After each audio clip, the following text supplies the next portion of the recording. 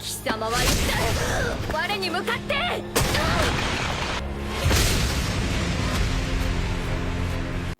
Minasan, konnichiwa. Balik lagi di channel Mimin. Apa kabarnya kalian semua?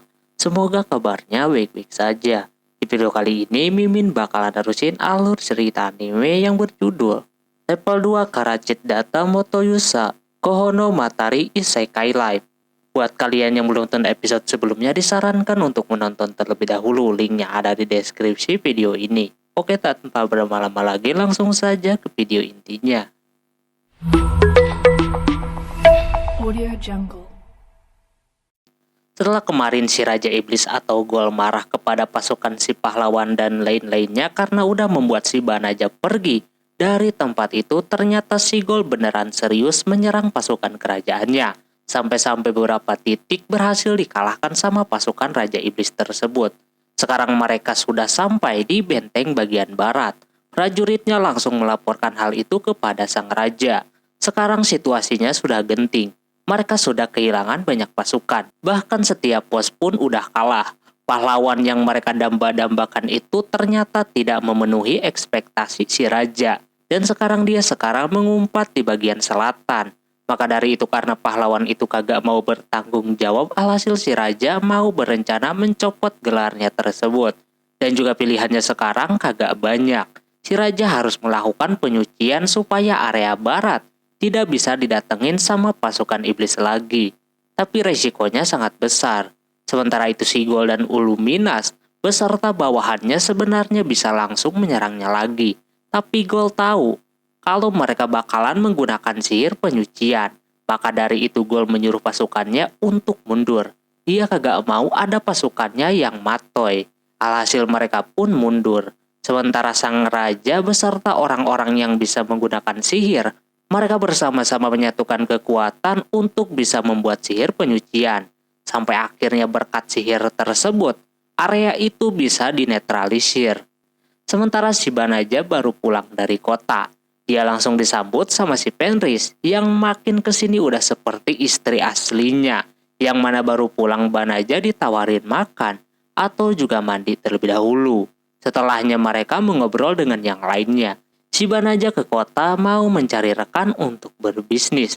Katanya dia belum menemukannya. Tadi dia cuma lihat-lihat doang dan nanyain soal harga. Sementara yang lainnya seperti Blossom dan Belano ingin mencari tambahan juga biar hidup di situ. Kagak gratis-gratis amat. Blossom ingin mendistribusikan hasil panennya ke kota. Sementara Belano ingin ternak kuda. Soalnya dia sebelumnya pernah menjaga dan merawat kuda-kuda yang ada di kerajaan. Lumayan kalau dia sewakan kudanya nanti. Bisa nambah-nambah. Kedua orang ini punya skill lain selain bertarung. Beda dengan Balirosa dan Baileri yang kagak punya skill apa-apa lagi selain bertarung. Si Banaja menyuruh kedua orang ini untuk fokus bertarung saja. Di sisi lain, setelah sang raja dan bawahannya mengeluarkan sihir penyucian, dampaknya sangat besar. Mereka langsung kehabisan energi dan pingsan seperti itu. Butuh waktu 2-3 bulan untuk bisa kembali sembuh. Inilah efek daripada penggunaan sihir pemurnian kemarin. Karena kerajaan kagak ada yang ambil alih, jadinya untuk sementara sama anaknya terlebih dahulu. Yang pertama, dia akan mencopot gelar pahlawan kepada orang yang sok-sokan kemarin. Ditambah dia juga bakalan diusir dari kerajaan.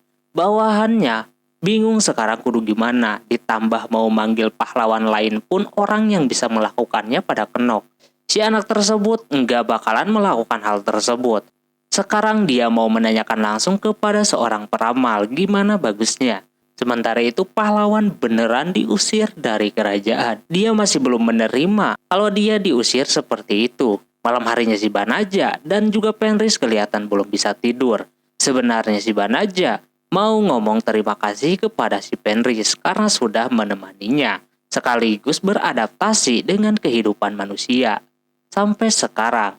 Namun sayangnya orangnya sudah tidur. Dia membayangkan jikalau dia tidak bertemu dengan si Fenris dan yang lainnya, entah dia gimana nantinya. Mungkin juga dia hidup sendirian. Keesokan harinya Blossom dan yang lainnya menyuruh si Banaja untuk pergi berkencan bersama si Fenris. Karena kebetulan cuacanya juga lagi bagus, jadi cocok lah gitu. Karena kagak mau ketahuan kalau mereka pura-pura jadi suami istri, jadinya mereka berdua pergi berkencan ke kota. Di sana mereka jalan-jalan ke sana kemari. Si Banaja pengen memberikan sesuatu kepada si Fenris sebagai bentuk terima kasih. Kebetulan di sana ada yang jual aksesoris gitu, yang katanya cocok buat istrinya. Si Banaja melihat ada bros yang cocok buat si Fenris. Alhasil dia langsung aja beli buat si Fenris. Dan pulang dari kota si Fenris terus menatap bros yang dibeliin sama si Banaja tadi. Hal tersebut membuat yang lain merasa aneh sekaligus ngiri gitu kan. Malamnya pas tidur si Banaja dibuat kagak bisa tidur karena Fenris pengen tidur berduaan seperti itu. Walaupun sudah dipisahkan pun Fenris tetap pengen nempel kayak begitu.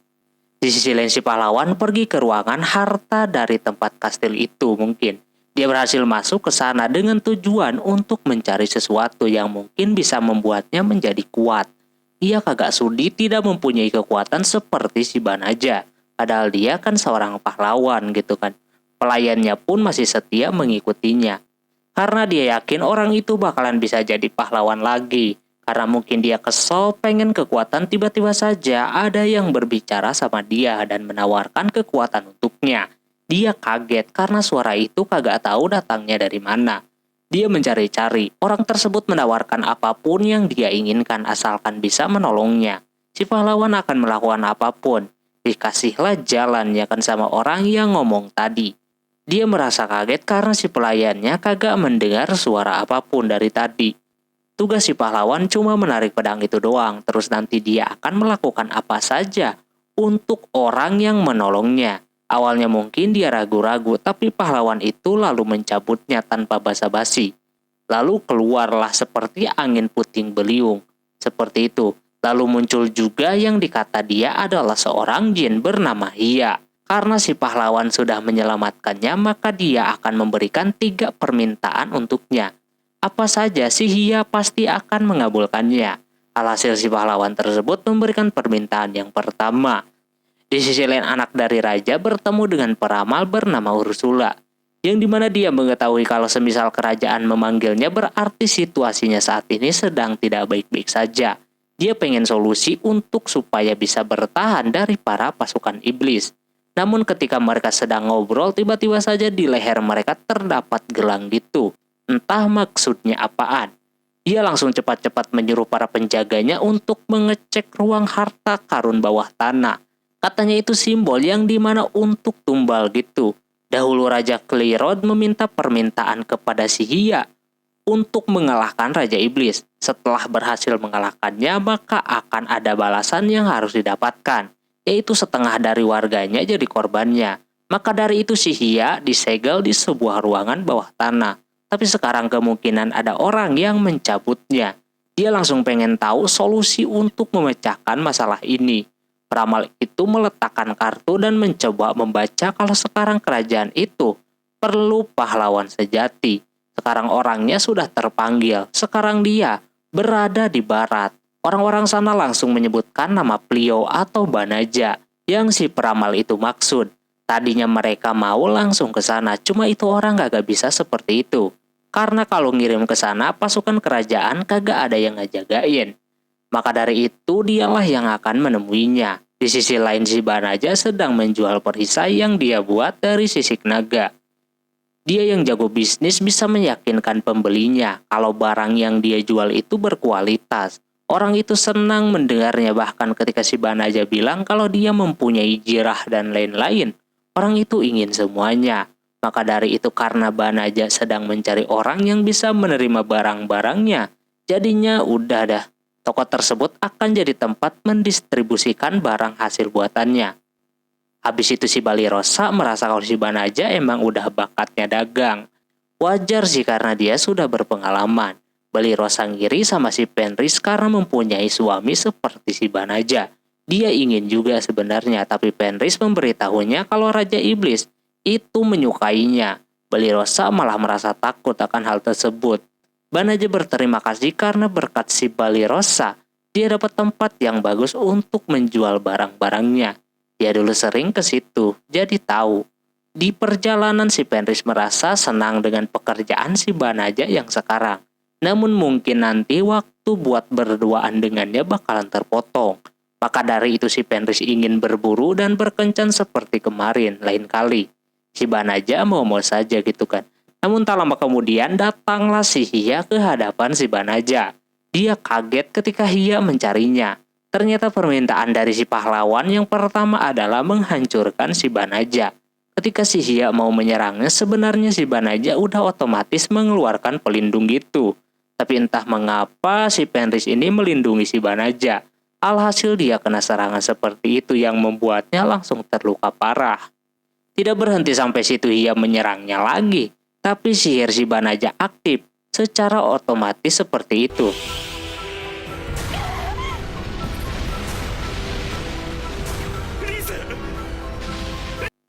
Balirosa menyuruhnya untuk menggunakan sihir penyembuhan, tapi pas dia cobain itu kagak bisa. Soalnya lukanya terlalu dalam. Karena yang barusan kagak ngaruh, dia serang lagi dengan kekuatan yang lebih besar lagi.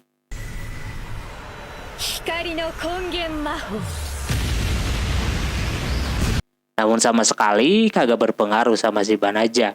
Malah kekuatannya dikopi sama itu orang. Banaja sudah kesal, dia tidak akan memaafkan si Hia yang sudah melukai si Fenris. Setelah itu Banaja kembali mengingat yang dimana sewaktu si Banaja bertemu dengan si Fenris. Yang mana awalnya Fenris emang ingin mengabdikan dirinya untuk melindungi si Banaja. Terus karena makin kesini si Banaja secara terpaksa harus menggunakan penyamaran lebih lagi. Yang membuatnya harus membuat si Fenris menjadi istrinya. Nampak dia melihat si Fenris setelah dia menjadi istri pura-puranya. Terpancar muka dia yang kelihatan senang seperti itu. Si Banaja jadi memiliki tujuan ketika dia datang ke tempat itu, yaitu melindungi si Fenris. Di sana si Banaja tidak akan memaafkan apapun yang telah dilakukan sama si Hia. Dia mulai berdiri seperti itu dan dia mengeluarkan sihir. Seperti memutar waktu gitu, yang dimana berkat kekuatan sihirnya itu si Fenris bisa sembuh kembali. Seperti tidak terjadi sesuatu kepadanya. Hia yang melihat si Banaja yang bisa menyembuhkan si Fenris menggunakan sihir pemutar waktu, rasanya kagak menyangka pas dia mau ngomong sama si Banaja langsung ditonjok seperti itu. Dia seperti tidak terima begitu dihajar sama si Banaja. Dia juga udah bisa mengkopi sihirnya si Hia sendiri sehingga itu orang makin kagak percaya dengan kekuatannya si Banaja. Pas dia mengeluarkan kekuatan yang lain, kekuatannya tersebut langsung dibatalkan sama si Banaja.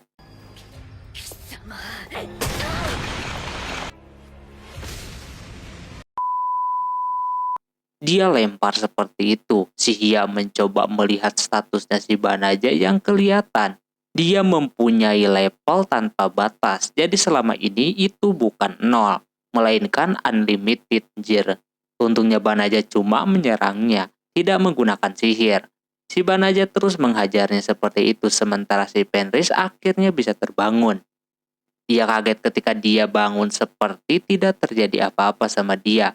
Tak lama kemudian dia melihat si Banaja yang sedang bertarung. Dia sudah kalah banyak. Udah babak belur seperti itu. Si Fenris malah kesenangan kalau si Banaja melawan si Hia demi dirinya. Dia seneng banget digituin, namun dia keingat dengan perkataan si Banaja sebelumnya. Yang dimana dia sebenarnya orangnya kagak mau bertarung atau bahkan sampai membunuh orang gitu. Itu bukan gaya dia banget. Mungkin kalau semisal musuhnya menyerah, si Banaja bakalan melepaskannya. Nah di sana si Banaja masih terus menghajar si Hia habis-habisan. Terlihat si Banaja ini udah di luar kendalinya lah gitu sampai akhirnya ketika mau diselesaikan. Atau bahkan ketika si Hia ini udah bilang ampun, awalnya sama si Banaja kagak mau dilepaskan.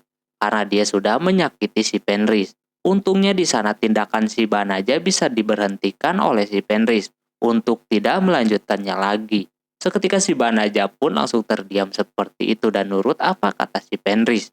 Di sana si Banaja auto bahagia melihat si Fenris kembali bisa berdiri dan lain-lain. Karena semua itu karena kekuatan memutar waktunya tadi. Si Banaja tentu bersyukur karena si Fenris ini baik-baik saja. Sementara itu anak raja ini mulai mencari keberadaan si Banaja dengan cara menggunakan teleportasi.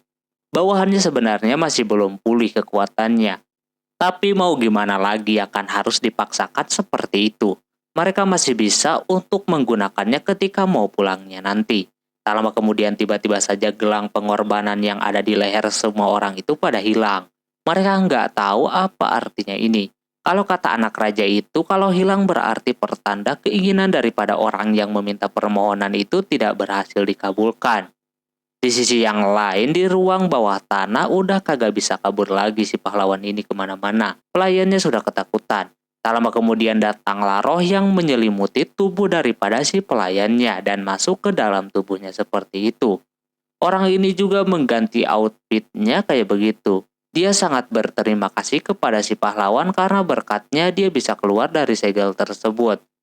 Dan juga sekarang dia bisa bebas karena si pahlawan menginginkan kekuatan alhasil sama dia dikasih.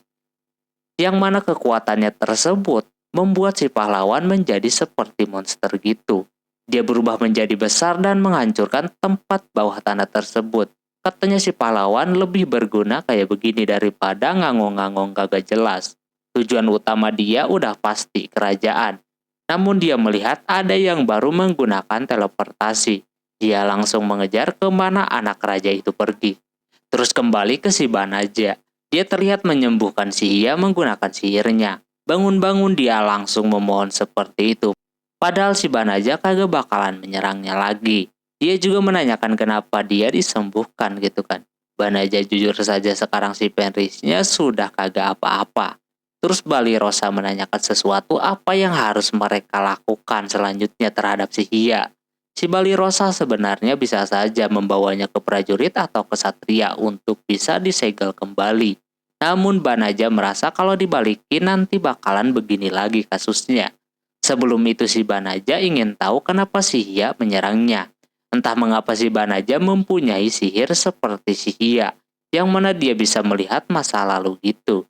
Pas dicobain si Banaja jadi tahu kalau itu perintah daripada si pahlawan lemah. Tak lama kemudian si Fenris mempunyai ide, yang mana si Hia bakalan menjadi pelayan daripada si Banaja. Banaja sebenarnya kagak perlu pelayan, namun si Fenris keke ingin menjadikannya seorang pelayan. Kalau dia bisa bergabung lumayan kekuatannya bisa berguna untuk melindungi si Banaja tersebut. Emang idenya tidak terlalu buruk.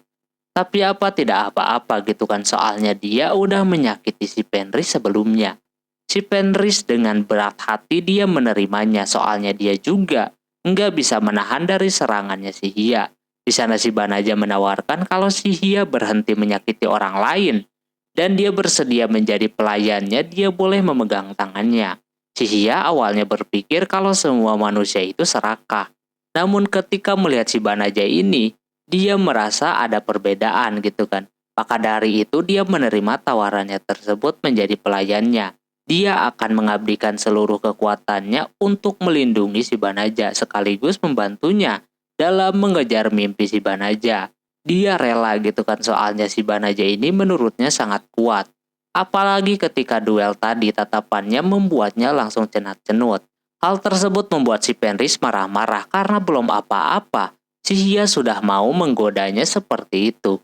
Si Banaja meminta maaf karena dia sudah terbawa suasana tadi. Hia kagak masalah gitu kan. Setelah selesai dengan urusan si Hia, si Banaja melihat kalau bekas pertarungan tadi dia ingin mengembalikan seperti semula menggunakan sihir pemutar waktu. Seperti yang dia pakaikan kepada si Fenris. Namun sama si Hia tidak diperbolehkan. Si Hia udah menganalisis sebelumnya kalau sihir tersebut jika dipakai dalam jangkauan yang luas bakalan terjadi kecelakaan karena adanya perbedaan waktu. Dia anehnya bisa tahu hal begini. Dia kasih tahu saja kalau si Banaja ini emang udah agak lain. Setiap orang yang menyerangnya menggunakan sihir, maka Banaja akan mengkopi sihir tersebut. Termasuk sihir yang dimiliki sama si Hia. Maka kalau dia menggunakan sihir pemutar waktu bisa berbahaya. Dia juga melihat status si Banaja sebelumnya yang mana dia mempunyai kekuatan tanpa batas. Karena sudah tahu alasannya jadi si Banaja akan memperbaikinya dengan cara yang lain. Setelah itu mereka pun pulang. Di sana anak-anak dibuat takut ketika si Banaja memperkenalkan si Hia kepada mereka. Apalagi ketika tahu si Hia ini akan menjadi pelayannya si Banaja mulai hari ini. Banaja udah seperti memelihara seekor kucing yang main masuk-masukin aja. Kemarin Raja Iblis, sekarang jin dia masukin juga. Kelihatan si bayi Larry ketakutan seperti itu. Dia mempertanyakan apakah mereka akan baik-baik saja kalau hidup berdampingan dengan si Hia. Balirosa kagak khawatir selama ada si Banaja di rumah itu. Dia udah menyiapkan kamar buat si Hia. Habis itu malamnya kelihatan Banaja sedang merenung sendirian di tengah rumah. Kebetulan ada Balirosa datang menanyakan keadaan si Banaja. Dia meminta maaf karena tadi siang pasti udah membuat si Balirosa ini ketakutan. Dia sebenarnya bingung dengan kekuatan yang dia miliki. Dia mau menggunakan kekuatan itu untuk apa gitu kan. Ini juga kasusnya hampir sama dengan si Balirosa yang mana pada awalnya yang menurut dia jahat ternyata baik dan yang menurutnya baik ternyata jahat. Tapi untungnya dia bertemu dengan si Banaja. Jadi dia tahu dia akan mengarahkan pedangnya ke arah mana. Setelah ngobrol si Banaja ke kamar nyamperin si Fenris. Di sana nampak dia murung kayak begitu. Ditanya pun kagak nyaut. Tak lama tiba-tiba saja dia ngomong tentang si Banaja. Yang mana seperti kata si Hia sebelumnya kalau dia memiliki kekuatan tanpa batas dan bisa mengkopi kekuatan orang. Otomatis si Banaja ini bisa saja pulang ke tempat asalnya. Itulah yang ditakutkan sama si Fenris sekarang. Dia pengen ikut kemanapun si Banaja bakalan pergi. Tapi Banaja tidak berpikiran untuk kembali ke sana. Soalnya di tempat tinggalnya rubah seperti si Fenris kemungkinan tidak bakalan diterima. Jadi dia akan tetap di situ. Terus juga di sana si Banaja mengajak kepada si Fenris untuk menjadi istri benerannya. Sebelumnya dia merasakan takut kehilangan akan si Fenris. Bahkan baru pertama kali hati dia merasa terguncang seperti tadi. Tapi Fenris dari awal pun sudah menganggap kalau mereka emang suami istri beneran. Tak lama mereka udah mulai nyaman lah gitu. Si Fenris menyuruh si Banaja untuk tidak menggunakan penyamarannya lagi. Tapi Banaja tidak mau, dia akan menjadi Banaja yang sedang menyamar atau Plio sebagai bentuk tubuhnya di tempat itu. Ketika lagi nikmat-nikmat, tiba-tiba saja ada si Hia di sana. Lantas kedua orang ini kaget ada Hia diem di situ. Dia dari tadi udah menyaksikan apa yang mereka lakukan. Katanya udah tugas dia melihat kondisi tuannya seperti apa ya kan. Padahal itu ranahnya udah ke privasi orang. Di sana pada heboh lah mereka ketahuan sedang bermesraan. Begitupun anak-anak yang lain mendengarkan ocehan dari kamar sebelah. Sampai-sampai Belano ditutup kupingnya karena belum cukup umur. Padahal dia sendiri mengakunya udah gede. Karena kagak mau ngeganggu si Hia bakalan menggunakan sihir biar dia kagak kelihatan. Namun hal itu membuat keadaan tambah lebih buruk. Oke, mungkin segitu dulu untuk episode kali ini. Mohon maaf bila ada kesalahan dalam penyebutan nama, tempat, atau yang lainnya. Dan sampai jumpa di episode selanjutnya. Jamatane, bye-bye.